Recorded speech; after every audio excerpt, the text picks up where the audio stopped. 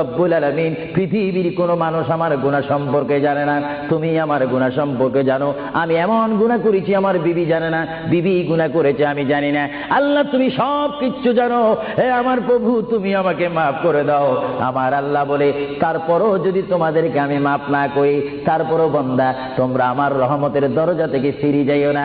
আমি তোমাদেরকে হুকুম দিচ্ছি, ওয়ালাউ আন্নাহুম ইয যালামু আনফুসাহুম জাউকা, বান্দারে যদি গুনাহ করে ফেলো আমার রহমত থেকে মুখ ফিরিয়ে তুমি চলে যাইও না।